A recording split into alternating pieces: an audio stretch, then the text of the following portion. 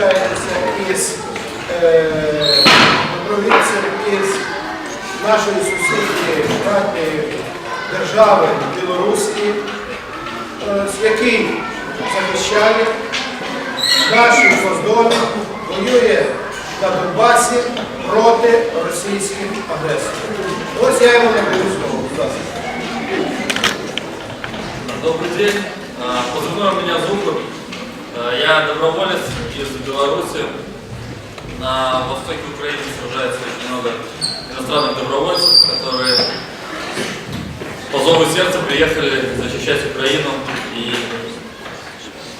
часть из них уже погибла здесь за свободу Украины.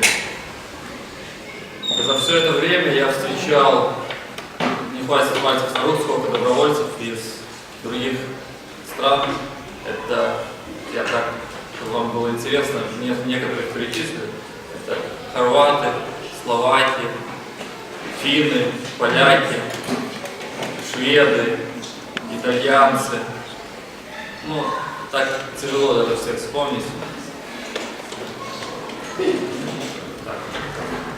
С Голландии, еще с Британии. Ну, очень много добровольцев иностранных приехало.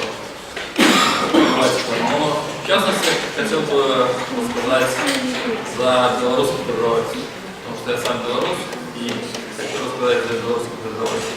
Но перед этим вкратце в двух словах расскажу, как я попал сюда, почему я поехал воевать за Украину, как это все получилось.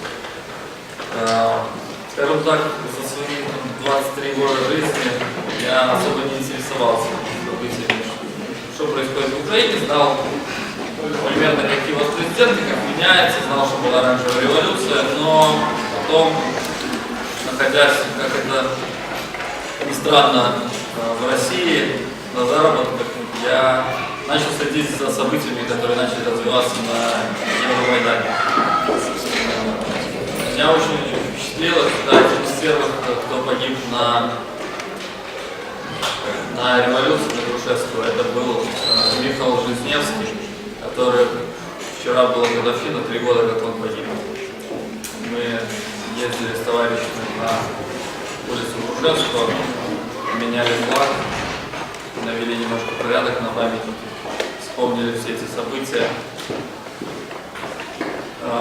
После этого события, как погиб Жизневский, я понял, что уже в этой революции Беларусь принимать будет участие однозначно. Несколько раз я приезжал на Майдан, но как-то по злому року какие-то были перемирия постоянно, я не попадал на, скажем так, в кавычках веселые какие-то события, которые происходили. И после Майдана так получилось, что все товарищи, которые были на Майдане, украинцы, белорусы, с которыми я познакомился, русские, они остались воевать, а я поехал дальше, скажем так, по своим делам. То есть тут разгорается конфликт, начинается война, я думаю, как так? Думаю, какая война в 21 веке в Европе? Ну это невозможно. Как такое может быть? То есть я думал, это все закончится, СМИ перестало писать, но к началу 2015 года я узнаю у своих друзей, что война не закончилась, война продолжается, что планировалось, что к лету 2015 года будет российское наступление. То есть меня товарищи пригласили, я приехал по договоренности в полк Азов. Там прошел курс молодого бойца, сдал экзамены, и, скажем так, уже с апреля месяца, скажем так, я уже в строю на этой войне. Я побывал в других добровольческих подразделениях, но, скажем так, почти в каждом добровольческом подразделении или на линии фронта, в каком-то поселке всегда встречаешь белорусов, я встречал белорусов, которые по зову сердца тоже приехали защищать Украину. Из таких подразделений, которые сформировались, это летом 2014 года, это отряд погони из белорусов был. Это тактичная группа Беларусь, то есть они, считают, в начале войны сразу сформировались какие-то единицы боевые. Но, скажем так, у белорусов такая есть ментальность, что они как-то не кучкуются вместе, поэтому многие белорусы остались не собраны в какие-то подразделения, а они по одному, обособленно, среди украинцев все отлично чувствовали, все понимают прекрасно украинскую мову, всем комфортно и хорошо.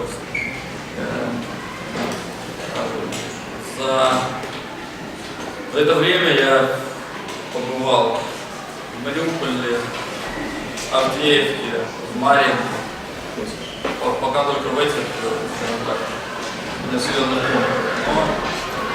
Но везде своя специфика, скажем так, свои рельефы, ландшафты.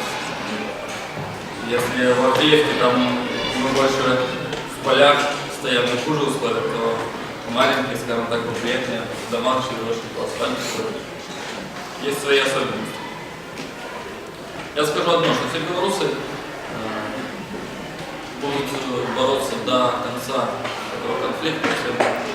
Многие из них уже пошли в Збройные силы Украины, Центр специальных операций, 8-й полк СНАПа, другие подразделения подписывают контракты. Часть остается и не в подразделениях, в добровольческих подразделениях, правый сектор, ЗОВ и прочее. У мене запитання до вас. Чи усвідомлювали ви, що вам назад дороги до Білорусі немає? По крайній мірі зараз, на даному етапі. Но я скажу так, что в самом начале, когда человек ездит на войну, он вообще как бы не думает про дорогу назад. Вообще это как билет в один конец. То есть изначально мотив поехать на войну, это как билет в один конец. То есть ты понимаешь, что исход может быть любой. То есть и, скажем так, не так сильно ты терзаешься. Для тебя сложнее перебороть то, что ты едешь на войну, то, что ты можешь погибнуть, то, что ты рискуешь своей жизнью. И уже на второй план уходит то, что ты не сможешь вернуться домой. Но постепенно, конечно, это возникает вопрос, что ты не можешь вернуться домой, но, собственно, мы-то сюда приехали и для нашего дома тоже. Потому что постсоветское пространство, Беларусь, Украина, мы можем равняться на поляков, прибалтов, которые раньше отковались от этого советского лагеря, которые уже, скажем так, экономически лучше развились, которые выбрали западный путь развития. И я с уверенностью скажу, что чем раньше Украина станет развиваться экономически, политически, духовно, во всех направлениях, тем это будет лучше для Беларуси. И поумерить аппетиты России с ее дикими нравами, это очень хорошее дело.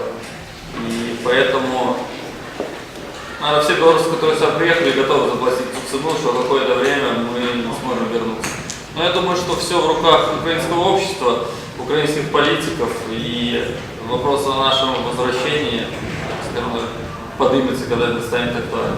Пока война не закончилась, и я не знаю ни одного белоруса, который там ярко кричал, что я хочу домой, и как-то добивался этого. Нам есть что сделать здесь, и поэтому вот как-то такой ответ у меня получился. Я читаю в пресі, що Росія також Білорусі закликає до військових дій в інших країнах. Грузія, Чечня, зараз ісламістські країни. Ви не задумались брати участь від Росії в тих військових діях?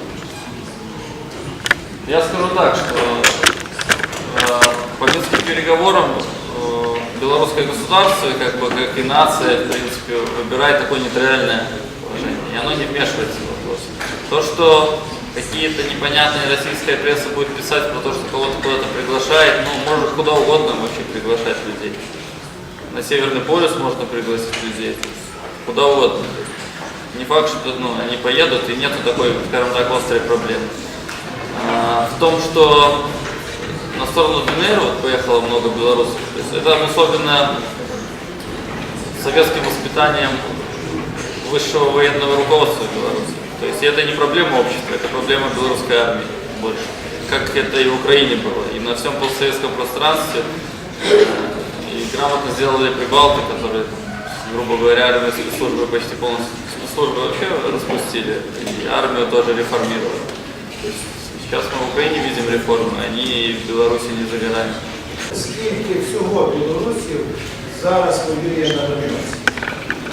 Я знаю, что некоторые уже уехали, но больше сотни в сумме поучаствовало однозначно на украинской стороне. Сколько на стороне сепаратистов, с уверенностью сказать не могу, но то есть это даже не... Давайте раскрыть демократических сил Беларуси. Я участвовал постоянно в гражданской жизни своей страны. То есть за это и на суд сидел, то есть, и были, скажем так, гонения. То есть, ну и сейчас в своей активной гражданской позиции, своими интервью, наблюдениями я всячески стараюсь развивать демократию в Беларуси. Но, скажем так, находясь там, не там, пока Беларусь еще не готова к демократическим реформам, должно само общество подойти к времени, когда подходят перемены, и уже потом они начинают. Примерно как Майдан в Украине. Надеюсь только, что в Беларуси это будет меньше крови.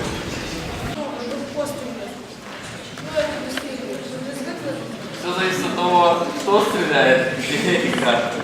Но когда стреляет дружка 23 мм, тогда ты присаживаешься на корточке. Ну, у меня такая, то есть тема. Но вообще ты отвыкаешь. Ну, если тебя нет несколько недель, месяц на фронте, то ты типа как-то отвыкаешь от выстрела.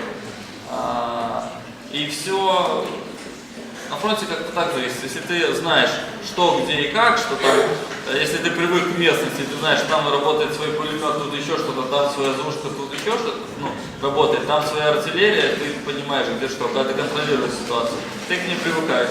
Когда каждый раз что-то новое, конечно же, ты сразу осторожный, лучше пресечь или залечь. То есть, ну, это основа, скажем так, основа выживаемости на фронте, поэтому...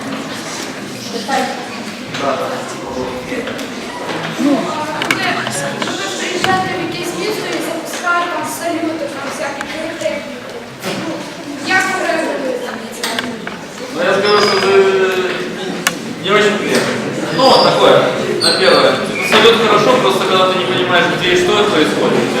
У тебя сразу такое неприятное ощущение, что что-то ты стреляешь, что-то бахает. Ты сразу начинаешь проанализировать, не похожий звук, ты начинаешь думать, что это происходит.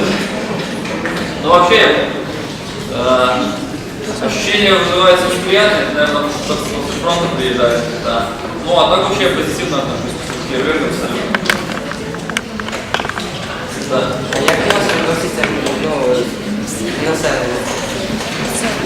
Если у вас тоже были, как правило, население, то есть если ты ждешь как, то есть, ну, посмотрев про войну в интернете, посмотреть видео, ты думаешь, что ты едешь на танке, на броне, и все тебе с флагами машут и приветствуют. На самом деле ничего не так, все люди боятся при фронтовой зоне, у многих родственники с другой стороны бабушки, дедушки, мамы, папы. Каждый второй сосед может задавать, корректировать, звонить сепаратистам. На почти всей прифронтовой зоне идет только сепарские каналы. Украинские власти почему-то не задумываются об этом. Дороги разбиваются, ничего не ремонтируется. Там такая депрессивная обстановка, и на первый взгляд люди тебя не поддерживают. И то есть даже агрессивно. Но на самом деле просто люди настороженно и испуганно к тебе относятся. Но когда ты с ними сталкиваешься там, где никто не видит, в замкнутых пространствах, в коридорах, где нет людей, или где-то, где они себя чувствуют в безопасности, заходишь к ним домой, то, конечно, они благодарят и поддерживают. Но на первый взгляд кажется, что это никому не интересно. Скажіть, будь ласка, чи багато людей залишилося жити в своїх домах? Чи все-таки більшість виїхала в інші міста? Ну, я скажу, что часть домов вообще сгорела там такой, скажем так, смотря все от того, где интенсивность боев была и что вообще произошло. Такие поселки, как Широкино, там, вообще почти полностью было разрушено и спалено, там, маленькие. Я скажу, что уехало, процентов 50 вообще уехало, и процентов 30 где-то уехало по соседству недалеко, и оно приезжает, скажем так, проведать сохранность своего имущества. Из таких, кто регулярно живет, конкретно, ну, нулевка. Понимаете, что такое нулевка? Да. Конкретно передовая ноль,